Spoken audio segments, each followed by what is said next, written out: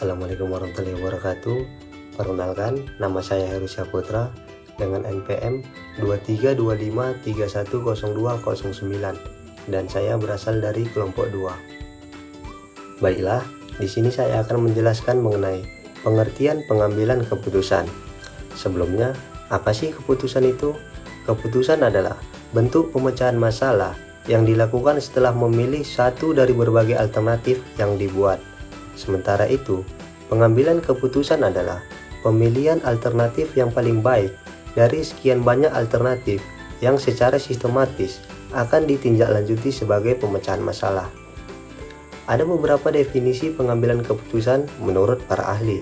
Yang pertama, menurut George R. Terry, pengambilan keputusan adalah pemilihan alternatif perilaku atau kelakuan tertentu dari dua atau lebih alternatif yang ada. Menurut Sondang P. Siagian, pengambilan keputusan adalah suatu pendekatan yang sistematis terhadap hakikat alternatif yang dihadapi dan mengambil tindakan yang menurut perhitungannya merupakan tindakan yang paling cepat. Sementara itu, menurut James A. F. Stoner, pengambilan keputusan adalah proses yang digunakan untuk memilih suatu tindakan sebagai cara pemecahan masalah. Nah, dari berbagai pengertian dan uraian di atas, dapat saya simpulkan bahwa pengambilan keputusan adalah sebuah proses pemilihan alternatif-alternatif keputusan dalam rangka menyelesaikan masalah yang dihadapi. Assalamualaikum warahmatullahi wabarakatuh. Perkenalkan, nama saya M. Akrajadulha dengan NPM 2315310220 dari kelompok 2. Dasar-dasar pengambilan keputusan. Dasar-dasar yang dapat digunakan dalam pengambilan keputusan bermacam-macam, tergantung dari permasalahannya. George Terry menyebutkan dasar-dasar pengambilan keputusan yang berlaku adalah sebagai berikut. 1. Intuisi, yaitu pengambilan keputusan yang berdasarkan intuisi atau perasaan memiliki sifat subjektif, sehingga mudah terkena pengaruh. Sedangkan yang dimaksud dengan intuisi adalah memperhatikan apa yang terjadi dalam diri manusia dan memperhatikan suara hati dari dalam diri melalui indera keenam. 2. Pengalaman, yaitu pengambilan keputusan berdasarkan pengalaman memiliki manfaat bagi pengetahuan praktis karena pengalaman seseorang dapat memperkirakan keadaan sesuatu, dapat memperhitungkan untung ruginya. Baik buruknya keputusan akan dihasilkan karena pengalaman seseorang yang menduga masalahnya, walaupun hanya dengan melihat sepintas saja mungkin sudah dapat menduga cara penyelesaiannya. 3. Fakta, yaitu pengambilan keputusan berdasarkan fakta dapat memberikan keputusan yang sehat, solid, dan baik. Dengan fakta, maka tingkat kepercayaan terhadap pengambilan keputusan dapat lebih tinggi sehingga orang cepat menerimanya dengan ikhlas. 4. Wewenang, yaitu pengambilan keputusan berdasarkan wewenang biasanya dilakukan oleh pimpinan terhadap bawahannya atau orang yang lebih tinggi kedudukannya kepada orang yang lebih rendah kedudukannya. Perkenalkan, saya Dinovia dengan NPM 2015310622. Saya anggota dari kelompok 2. Tujuan pengambilan keputusan.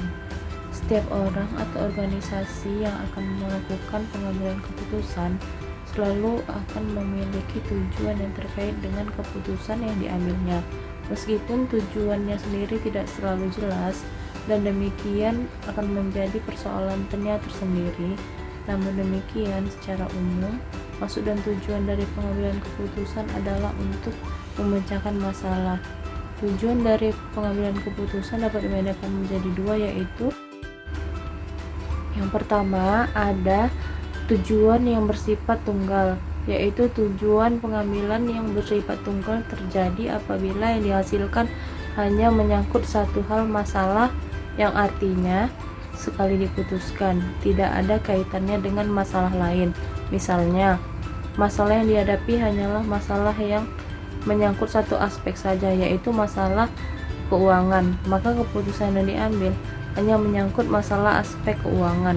Bila masalah keuangan tersebut terselesaikan, tidak dapat menimbulkan akibat lain atau efek samping pada aspek lain. Yang kedua, ada tujuan yang bersifat ganda, yaitu tujuan pengambilan keputusan yang bersifat ganda terjadi apabila keputusan yang dihasilkan itu menyangkut lebih dari satu masalah. Artinya bahwa satu keputusan yang diambil itu sekaligus memecahkan dua masalah atau lebih yang bersifat kontradiktif atau tidak kontradiktif. Perkenalkan, nama saya Nita, saya dari kelompok 2 NPM 2315310042. Di sini saya akan menjelaskan cara efektif dalam proses pengambilan keputusan di dalam perusahaan. Ada 6 contoh, yaitu 1. Mengidentifikasi masalah dan keputusan yang perlu diambil. 2. Mengumpulkan data yang relevan. 3. Mencari solusi alternatif. 4. Mengidentifikasi kelebihan dan kekurangan. 5. Mengambil keputusan dari sejumlah alternatif. 6. Ambil tindakan dan pantau progres pengaruhnya. Perkenalkan, nama saya Cindertika, NPM saya 2315310008. Fungsi pengambilan keputusan. Pengambilan keputusan sebagai suatu kelanjutan dari cara pemecahan masalah yang memiliki fungsi, yaitu pangkal permulaan dari semua aktivitas manusia yang sadar dan terarah, baik secara individual maupun secara kelompok, baik secara institusional maupun secara organisasional. Yang kedua, sesuatu yang bersifat futuristik, artinya bersangkut paut dengan hari depan masa yang akan datang, di mana efeknya atau pengaruhnya berlangsung cukup lama. Kesalahan-kesalahan yang sering muncul dalam pengambilan keputusan, yaitu wawasan yang sempit atau kurangnya pengalaman sehingga informasi yang kurang dalam pengambilan keputusan. Yang kedua, ada asumsi bahwa masa depan akan mengulangi masa lalu sehingga ada merasa takut mengambil keputusan.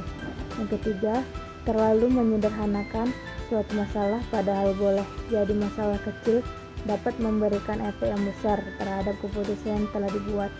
Yang keempat, terlalu menggantungkan pada pengalaman satu orang tanpa mempedulikan pengalaman bawahan yang lainnya. Yang kelima, keputusan-keputusan yang dilandasi oleh prakonsepsi pembuat keputusan. Yang keenam, tidak adanya keinginan untuk melakukan percobaan-percobaan dalam mengambil keputusan.